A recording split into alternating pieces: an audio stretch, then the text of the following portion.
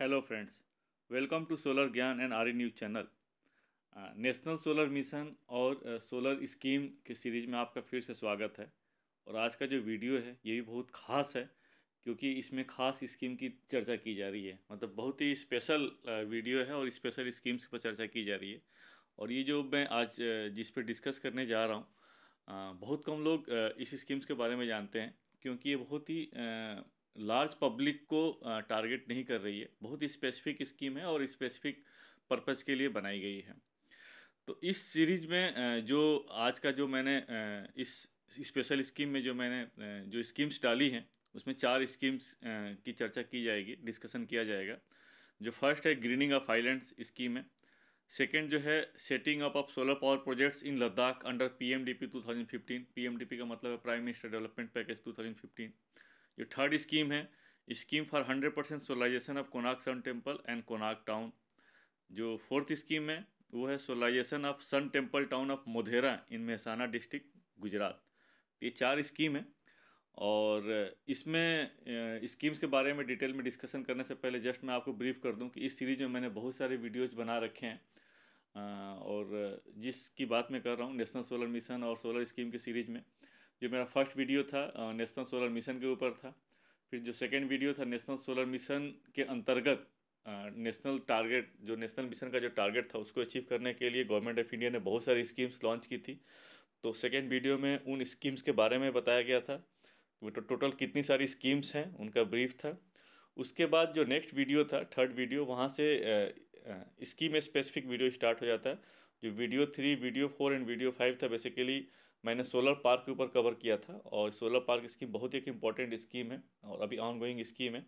उसके बाद defence scheme, bundling scheme, VGF scheme, CPSU scheme phase 1 and phase 2, rooftop scheme phase 1 and phase 2, green energy corridor, Kusum scheme, और PLI scheme, production linked incentive PLI scheme for solar manufacturing solar products.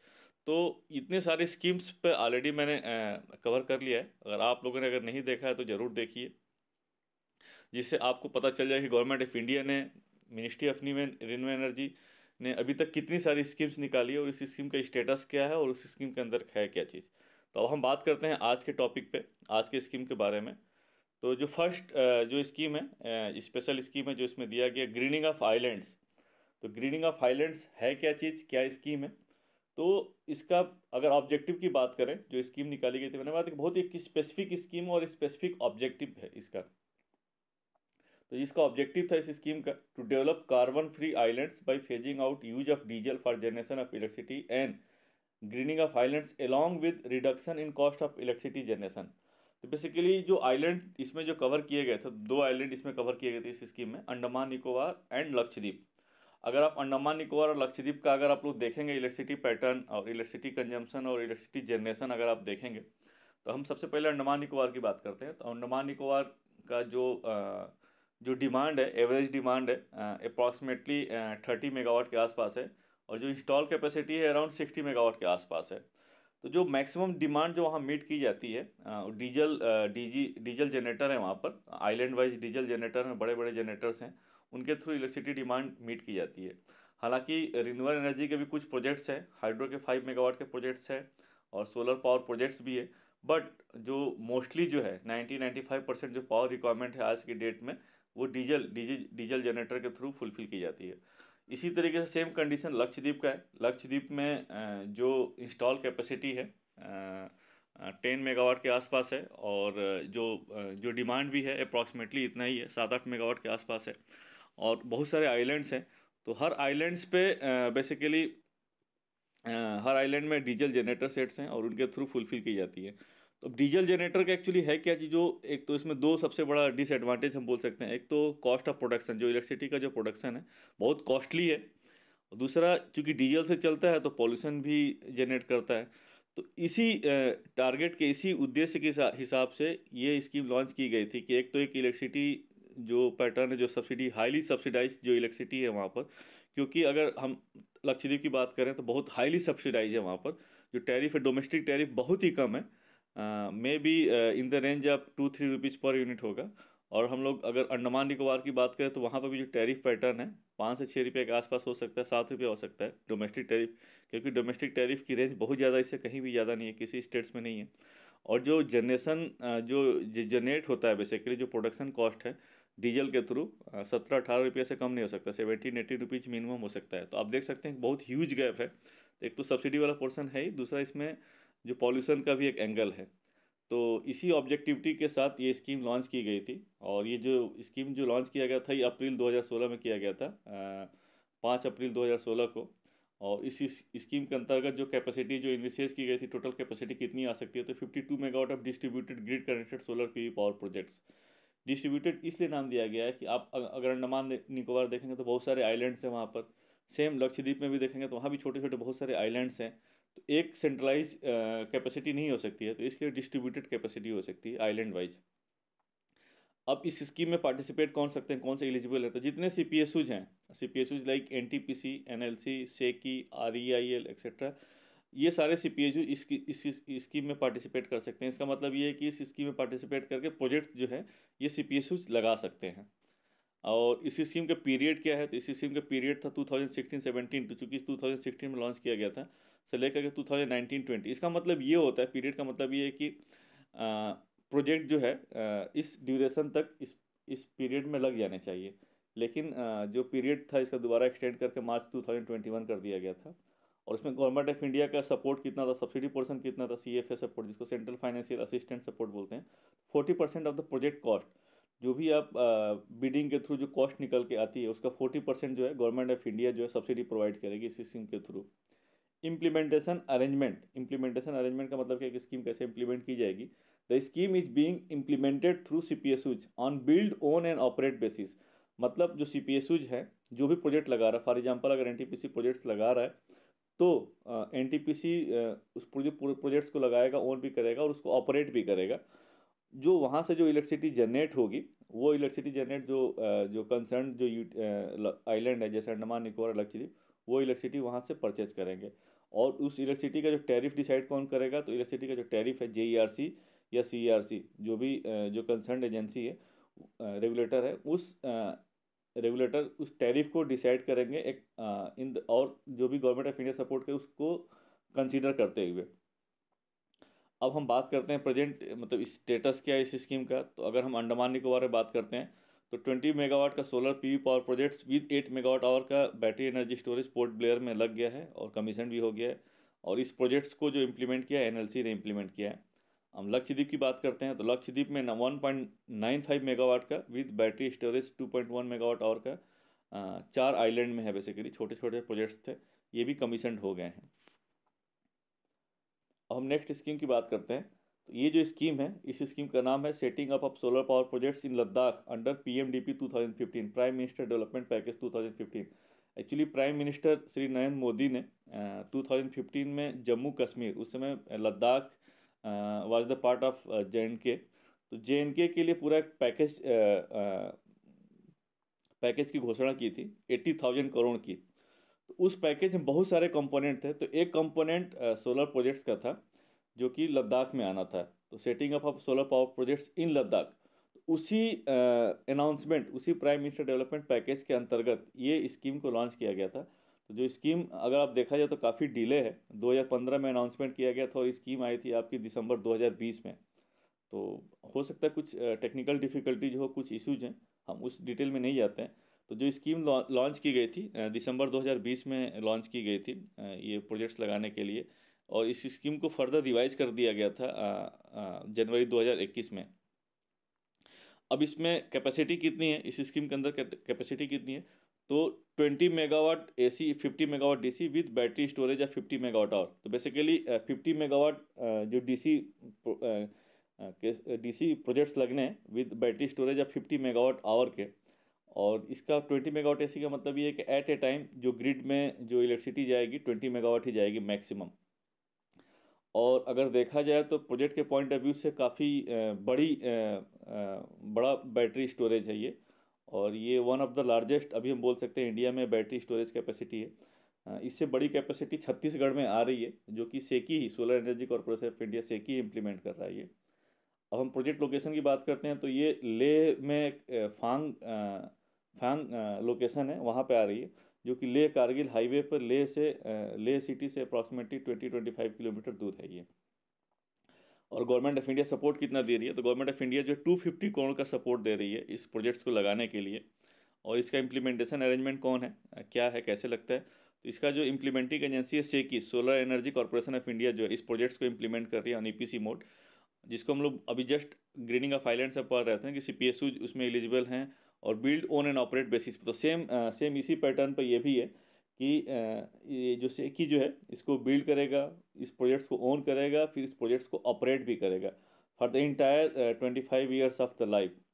जो इस project से electricity generate होगी वो जो है power development department जो है लद्दाख जो उसको परचेस करेगा eight a tariff of 2.22 per unit. मतलब इस प्रोजेक्ट से जो टैरिफ जो ऑलरेडी डिसाइडेड है इस स्कीम में 2.22 पर यूनिट। तो अगर इसमें एक्चुअली अगर दूसरे एंगल से देखा जाए तो टैरिफ जब अगर सेकी ले रहा है और प्रोजेक्ट्स भी लगा रहा है तो फिर इसमें गवर्नमेंट ऑफ इंडिया सपोर्ट की क्यों ज़रूरत पड़ गई। अगर देखा जाए तो टैरिफ बहुत ही कम है, 2.22 पर यूनिट। अगर हम लोग प्रोजेक्ट कैपेसिटी को देखें जिसमें कि ह्यूज बैटरी स्टोरेज है, तो इस प्रोजेक्ट्स को वायबल बनाने के लिए गवर्नमेंट ऑफ इंडिया जो है सपोर्ट कर रही है। क्योंकि टैरिफ अगर आप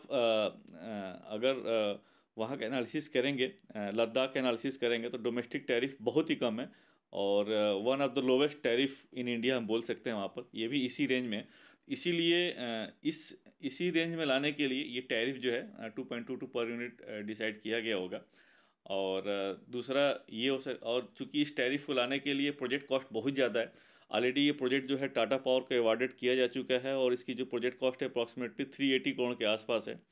तो उस गैप को मेंटेन करने के लिए, क्योंकि टैरिफ से जो रेवेन्यू जनरेट होगा प्लस जो प्रोजेक्ट कॉस्ट है टोटल, उसके बीच को गैप को मेंटेन करने के लिए गवर्नमेंट ऑफ इंडिया जो है सपोर्ट कर रही है 250 करोड़। स्टेटस जो है, अगर हम स्टेटस की बात करें तो ऑलरेडी जो है सेकी ने, solar energy corporation of India ने टाटा पावर को प्रोजेक्ट्स लगाने के लिए अवार्ड कर रखा है ये। और प्रोजेक्ट जो है अभी अंडर कंस्ट्रक्शन स्टेज हो गया है शायद। और अगर पीपीए की बात करें तो पीपीए जो है सेकी और पीडीडी जो है पावर डेवलपमेंट डिपार्टमेंट जो है लद्दाख के बीच में साइन भी हो गया है ये। तो ये बेसिकली ये लद्दाख के सोलर प्रोजेक्ट्स के बारे में है ये। अब नेक्स्ट है जो स्कीम का नाम है, बहुत ही एक यूनिक नेम है, scheme for 100% solarisation of Konark sun temple and town, Konark town. तो ये बेसिकली 100% सोलराइजेशन का कॉन्सेप्ट क्यों रखा गया है, तो आप एक्चुअली अगर देखा जाए तो कोनार्क जो है, कोनार्क जो सन टेम्पल है, ये एक हेरिटेज साइट है और ये काफ़ी वर्ल्ड में फेमस है। कोनार्क सिटी मतलब सन सिटी के नाम से भी जाना जाता है ये। तो ये सोचा गया कि चूंकि कोणार्क जो है सन टेम्पल है वहाँ पर, सन सिटी के नाम से जाना जाता है, तो इस चीज़ को क्यों नहीं पूरा 100% सोलराइज कर दिया जाए। तो इसीलिए स्कीम ये लाई गई थी। और ये स्कीम जो लॉन्च किया गया था ये आप देख सकते हैं मई 2020 में लॉन्च किया गया था। और इसमें गवर्नमेंट ऑफ इंडिया का जो सपोर्ट है 25 करोड़ है टोटल। और इस स्कीम के अंदर प्रोजेक्ट कंपोनेंट मतलब कौन कौन सी कैपेसिटी क्या आएगी, तो इसको दो पार्ट में डिवाइड किया गया है। फर्स्ट पार्ट है solar of grid applications. Solar of grid applications में क्या क्या कवर किया गया, सोलर ट्रीज लगेंगे, solar lights, solar drinking water kiosk, of grid solar power plant with battery storage, electrical vehicles और उसको चार्ज करने के लिए चार्जिंग स्टेशंस। तो ये सारे ऑफ ग्रिड एप्लीकेशंस में कंपोनेंट है। और इसके अलावा 10 मेगावाट का grid connected solar power projects भी लगाया जाएगा, जो जो कोणार्क सिटी की जो पावर रिक्वायरमेंट है उसको फुलफिल कर सके और जो कोणार्क टेम्पल है उसको फुलफिल कर सके। इस स्कीम को इम्प्लीमेंट कौन कर रहा है, तो उड़ीसा की एक एजेंसी है, रिन्यूएबल एनर्जी है, Orissa renewable energy development agency OREDA, ये इस स्कीम को इम्प्लीमेंट कर रही है। और अगर हम लोग बात करें स्टेटस की, तो जो सोलर ऑफ ग्रिड एप्लीकेशंस जो ऊपर बताया कि सोलर ट्री, सोलर लाइट, जितने सारे ड्रिंकिंग वाटर कियोस्क हैं और ऑफ ग्रिड एप्लीकेशंस हैं, ये सारे प्रोजेक्ट्स अभी अंडर कंस्ट्रक्शन स्टेज में हैं। और ग्रिड कनेक्टेड की अगर हम लोग बात करें तो ऑलरेडी 10 मेगावाट का जो ग्रिड कनेक्टेड सोलर प्रोजेक्ट है ये अवार्डेड है। और इसमें जो टैरिफ निकल के आया है ये बेसिकली वाइबिलिटी गैप फंडिंग, अगर आप वाइबिलिटी गैप फंडिंग के पैटर्न पे था, इसमें जो टैरिफ था 2.77 पर यूनिट फिक्स था। और इसमें बिडिंग थी वीजीएफ थी, इसमें वीजीएफ था बेसिकली जो वीजीएफ मैक्सिमम वीजीएफ सपोर्ट था 1 करोड़ पर मेगावाट था, तो उस पर बिडिंग्स होनी थी। तो इसमें जो डेवलपर सेलेक्ट हुआ है with zero VGF at a tariff of 2.77 per unit. और ये एक्सपेक्टेड है कि इसमें जो ड्यूरेशन था कंप्लीसन टाइम का, जो कंप्लीसन टाइम रखा गया था इस स्कीम में 1 ईयर्स रखा गया था। तो ये होपफुली 1 साल में ये प्रोजेक्ट कंप्लीट हो जाए, क्योंकि रिसेंटली अभी न्यूज़ इसमें देखा गया था कि 2 महीना पहले ही शायद ये अभी प्रोजेक्ट इन्होंने अवार्ड किया गया। तो 2 महीना पहले अगर अवार्ड किया है तो इट मीन्स कि ये जो है नवंबर दिसंबर 2022 तक ये प्रोजेक्ट कंप्लीट हो जाए। अब हम बात करते हैं नेक्स्ट स्कीम की। सेम उसी पैटर्न पर जो कोणार्क जो सोलाइजेशन था, उसी पैटर्न पर एक ये भी है, solarisation of sun temple town of Modhera in Mehsana district. तो बेसिकली इंडिया में दो सोलर सिटी या सोलर टेम्पल बहुत फेमस है, एक तो कोणार्क सन टेम्पल और एक मोधेरा सन टेम्पल। तो सेम पर्पज समझ में आ रहा है कि जो कोणार्क जो है और जो मोधेरा है जो सन टेम्पल है, इसको सोलराइज किया जाए इस टेम्पल को और सिटीज़ को, सो दैट कि काफ़ी मतलब गवर्नमेंट ऑफ इंडिया या जो बोल सकते हैं एज ए कंट्री वाइज इस चीज़ को हम प्रोपोगेट कर सकें, बता सकें कि ये सोलर सिटीज़ हैं और यहाँ पर सोलर सन टेम्पल हैं। तो हम स्कीम की बात करते हैं। तो स्कीम वाज लॉन्च्ड ऑन 19 मार्च 2020। देखिए कोणार्क जो स्कीम थी वो मई 2020 में लॉन्च किया गया था और ये उससे पहले लॉन्च कर दिया गया था मार्च 2020 में। इसमें प्रोजेक्ट कंपोनेंट कौन कौन है, मतलब इस स्कीम के अंतर्गत क्या कैपेसिटी आ रही है। तो सोलर पीवी पावर प्लांट्स लग रहे हैं, सोलर रूफटॉप के प्रोजेक्ट्स लग रहे हैं, बैटरी एनर्जी स्टोरेज सिस्टम लग रहा है, स्मार्ट एनर्जी मीटर्स लग रहा है, सोलर ईवी चार्जिंग स्टेशंस लग रहे हैं, smart load monitoring and data centre with weather stations and smart street lights. ये सब सारे प्रोजेक्ट जो कंपोनेंट है इस स्कीम के अंतर्गत है। लोकेशन मोधेरा जो है, जो मोधेरा टेम्पल है और मोधेरा जो विलेज या सिटीज़ हैं, उस चीज़ को सोलराइज किया जा सके। और टोटल प्रोजेक्ट कॉस्ट जो इन्वेस्ट किया गया इस स्कीम में, तो जो ये पूरे कैपेसिटी लगाने के लिए जो ऊपर बात किए हैं अभी हम लोग, करीब करीब 65 करोड़ का कॉस्ट आएगा, 65 करोड़। तो इसमें जो 65 करोड़ का जो है दो पार्ट में डिवाइड किया गया कि 50% जो है गवर्नमेंट ऑफ इंडिया सपोर्ट करेगी, सेंट्रल फाइनेंशियल असिस्टेंट या सब्सिडी बोल सकते हैं, जो कि 32.5 करोड़ है, और 50% जो है स्टेट गवर्नमेंट सपोर्ट करेगा। और इस स्कीम को इम्प्लीमेंट कर रहा है गुजरात की एक power company, Gujarat power corporation limited, GPCL, इस स्कीम को इम्प्लीमेंट कर रहा है। और इसके लिए ऑलरेडी जो है प्रोजेक्ट अवार्ड किया जा चुका है 5 अगस्त 2022। और जो स्टेटस की हम लोग बात करें तो एज़ पर माय अंडरस्टैंडिंग ये जो प्रोजेक्ट है पूरा फुल्ली कंप्लीट है ये। तो ये बेसिकली अगर हम लोग अभी हम स्कीम की बात करें तो ग्रीनिंग ऑफ हाईलैंड्स भी कंप्लीट है। और उसके बाद ये जो PMDP जो प्रोजेक्ट जो लद्दाख की बात, ये अंडर कंस्ट्रक्शन स्टेज में है। जो कोणार्क सन टेम्पल में है एक कंपोनेंट, ये भी अंडर कंस्ट्रक्शन स्टेज में है। और जो मोधेरा की जो स्कीम है ये कंप्लीट हो गया ये। तो 4 स्कीम में 2 स्कीम जो है ऑलरेडी कंप्लीटेड है और 2 स्कीम अंडर कंस्ट्रक्शन स्टेज में है।